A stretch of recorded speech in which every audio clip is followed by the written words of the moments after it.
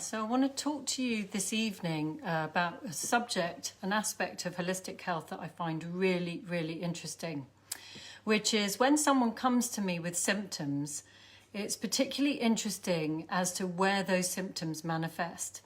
And I've identified 5 areas that are instrumental in how you're going to manifest your disease, how it's going to present itself. So we've got family history, we've got diet, we've got lifestyle, we've got environment, and we've got emotional trauma. And I've talked about that a lot in the past. So if if you're used to me, you'll know about those 5 areas. So what I wanted to kind of elaborate tonight is the masculine and the feminine.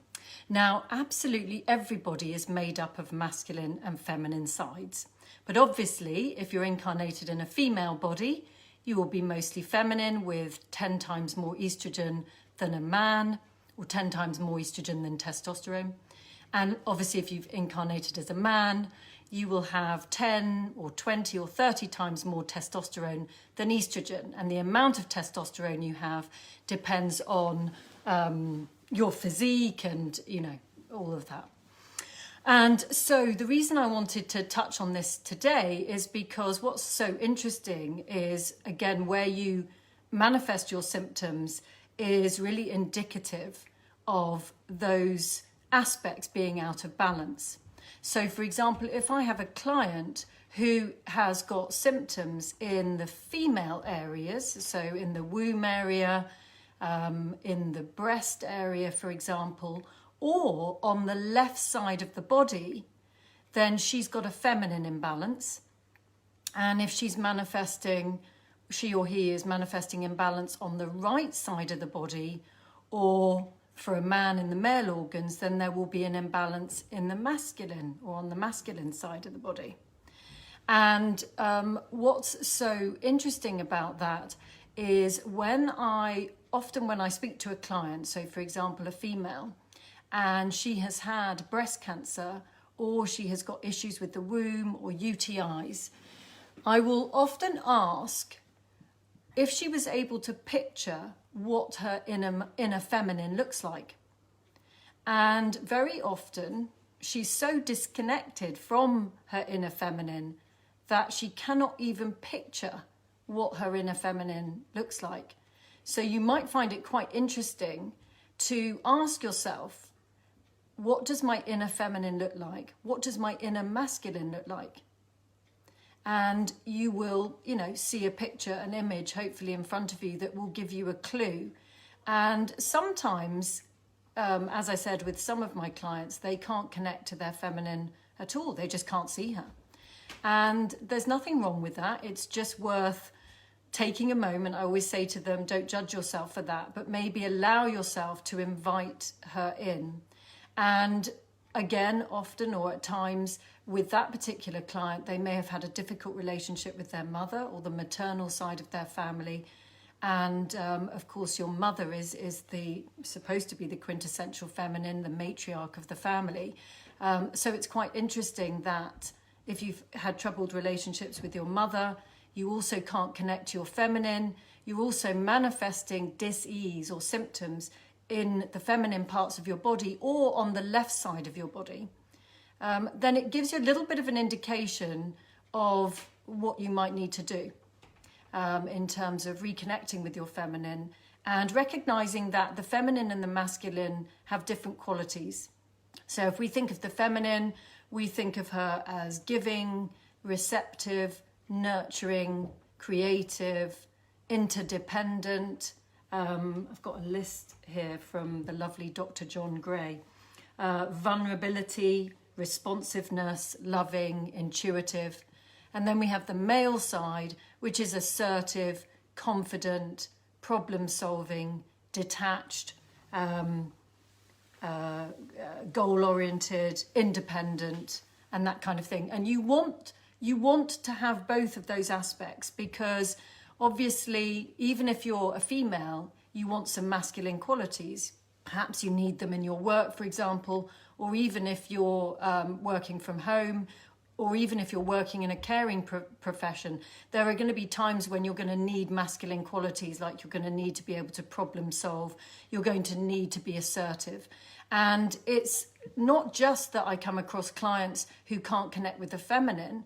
Often, that it can also happen that they don't connect with their masculine, and therefore they don't find they can speak up. They don't feel they can be assertive. They don't feel they can stand up and feel powerful and feel confident and feel brave. And so these aspects really give us an indication of the imbalances in our body. And what happens is when we're too far on one side than the other side, it affects our hormone production.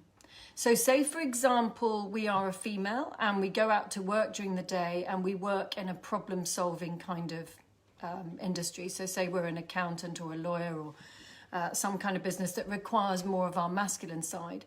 It's very important when we come home that we reconnect to our female side, whether that's stroking our pet, cooking a delicious meal, having a hug with our loved ones. It's very important we have that. By the same token, it's also very important for the male, for the man, when he's been at work all day, to be able to come home and have some cave time. And cave time is when a man, and a woman can do this too, but she really needs to build her estrogen. She needs to reconnect with the feminine side when she comes home. For a man, what he actually needs to do is to disconnect and go into what we call his cave. So read his newspaper, play video games, do some exercise or whatever it is. And typically a healthy man will only need about 30 minutes cave time. He might need a bit more or less depending. And what it does is it recalibrates him and builds his testosterone back up again. Because again, if the man is over on his female side too much, you'll find that he will be agitated, irritable, angry, complaining, and he will need to detach in order to rebuild his testosterone. And often that can create a little bit of an issue between or within a relationship, because, the man comes home and as the woman, perhaps you want him to help with the children or dinner or take the rubbish out or whatever it is. And actually, it's possibly not the right time to ask him when he first comes home, because if you can allow him to have his cave time, he will rebuild his testosterone, and then he will be in a much better place to be able to help you out once he's done that. So it's very important that we understand the differences between men and women, because there are very clear differences, and we can actually suppress our hormone production when we are too far on, for women on our masculine side, and too far on for men on their female side. So it's all very fascinating, particularly for women who are perhaps going through perimenopause.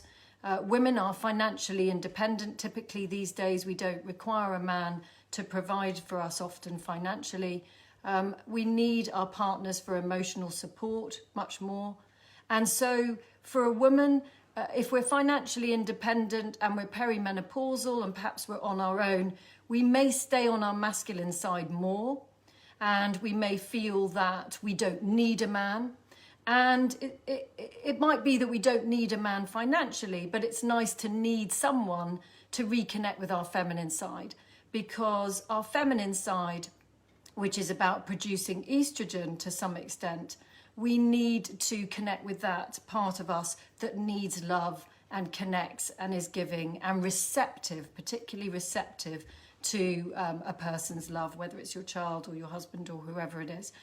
So I just wanted to kind of tap into this, because very often if people come to me, say they come to me and, they've got symptoms of overwhelming tiredness, for example, or some irritable allergies or some IBS or arthritis or agitating symptoms that are bothering them, it might be enough to come and have a food intolerance test, to be given a simple dietary plan to remove those foods, to introduce healthful foods, to drink more water and do all of that. That might be enough. But typically, when you've had chronic health issues for a long time, so if you've been tired for a long time, you've had irritable bowel for a long time, you need to go deeper. And often that will have an emotional root to it. And that's why I wanted to touch on that tonight, that the work that I do is never just about what you're eating. It's always about getting underneath, why you're feeling the way you do, where the disease is manifesting. Is it manifesting in the female organs? Has there been some breast cancer? Are there UTIs? Are there heavy periods? Are there no periods? Are you having a really difficult menopausal journey? These are feminine areas of the body, and there will be some denial of the feminine going on there. And it's about reconnecting with the feminine that lives within you, imagining what she looks like. I was very surprised when I visualized my feminine, my inner feminine, and being sort of quite slight in shape. I was quite surprised to see she was quite curvaceous, but in a very sort of soft maternal way, which I really liked. But when I was coming out of my marriage and I was connecting with a therapist about my masculine side, I realized that my masculine, when she asked me what does he look like, he looked like Gollum from Lord of the Rings. You know, that very shriveled up little skeletal figure? And he was all crouched down on the sofa. That's the image I had of my masculine at the moment I came out of my previous marriage. And I realized what a sad little figure he was, and that I needed to start working on my masculine. And I remember the therapist saying to me, what would you like to say to your ex? And at the time I used an expletive, and Gollum's eyes sort of became like a bush baby and lit up. And my therapist's arms sort of, the hairs on her arms sort of went up. And it was really this need for me to stop acquiescing to an external dominant masculine, because I was attracting quite a strong dominant masculine energy into my life, and to start to embrace the masculine that lived in me but was very suppressed. And what I started to do was every day I started to connect with my masculine, and I would nurture it and consider it and think of the masculine qualities: assertiveness, confidence, power, problem solving. And I started to work on that and connect with my inner masculine. And each and every day he started to grow and grow. And what was interesting in that therapy session is she asked me before I got married, what did my inner masculine look like? And I said, my goodness, he looks like a prince with a crown and a cape and a gown. And the difficulties of life, the difficulties of my marriage, the difficulties of my experiences had brought my wonderful prince with his robe and his staff down to the position of a skeletal little Gollum. I'm happy to report that when I connect with my inner masculine, he actually has a six-pack. So I'm very happy to report that things are going very well with my inner masculine, and now also my inner feminine. So perhaps when you come off this live tonight, you can take a moment to close your eyes and just visualize, what does my inner feminine look like? What does my inner masculine look like? And if you're presenting health issues on the left side of the body, you need to be looking at your feminine. And if you are presenting health issues on the right side of your body, you need to be looking at your masculine. And if you'd like to book in a session with me, then we can go much deeper and see where does it actually stem from. So with one particular client, she'd previously had breast cancer. She was having some womb issues now. And we were able to recognize that she couldn't even see what her feminine looked like. And when I asked her about her relationship with her mother, it was very troubled. And it continued to be troubled. And this is a lady in her 60s. And she actually said to me, gosh, I thought my mother would have to die for me to feel liberated. It's a terrible thing that she admitted to, but she just felt so badly about the situation with her mother that she wondered if she would only feel better once her mother had passed away. And she said, but isn't it too late? Don't I just have to learn to live with, this difficult situation I have with my mother? And I said, absolutely not. It might be that your relationship with your mother is never quite how you'd like it to be, but the work we do is for you to start to develop a relationship with yourself, to start to learn how to mother yourself, how to ignite the feminine within you and the masculine so that they work together as a wonderful force together. And this has the most incredible impact on your hormonal picture. And when we're going through the menopause, of course, we are getting much lower levels of estrogen and progesterone. We never lose them completely. They are still produced within the adrenal gland and the other endocrine glands. I was a bit frustrated when I listened to Trinny Woodall the other day when she said that menopause, you know, to suggest that the body is so badly designed that once you go through menopause, the way it's designed is that it's just, it's death and it's the end, and you've got to take hormone supplements or HRT to survive and have a nice long life and feel good. It's not true. The body is not badly designed. The body is a highly intelligent, wise creature. We just need to tap into what we need to do to support the body. And what I thought was absolutely fascinating by listening to Dr. John Gray's recent research and his new book, Beyond Mars. He's the man that wrote, a wonderful author who wrote Men Are From Mars, Women Are From Venus 35 years ago or something. He's written many books since. He's absolutely brilliant. And he recently wrote a book called Beyond Mars and Venus, which now connects the science, the hormones, to our behaviours. And when we are too far on our masculine side as women, so if we're working hard all day and then we're remaining detached when we come home, we're not connecting with our loved ones, we're in problem-solving mode, we're in detached mode, we are going to suppress our production of estrogen. And that is going to have profound physical effects on our body and particularly our menopausal journey. And it's the same with men. If men come home and do not detach and take themselves into their caves for a short time to rebuild their testosterone, then they will become whinging and complaining and angry and miserable men, and they will produce too much estrogen and suppress their production of testosterone. So if you want to understand this more, you can find a lot of Dr. John Gray or John Gray's work on YouTube. He does a lot of very long videos to explain this. If you'd like to come and have a session with me to unravel what is going on with your symptoms, what they mean, and understand more about it, then I would be delighted to work with you. You can find me fullernutrition.com. Alexa, cancel.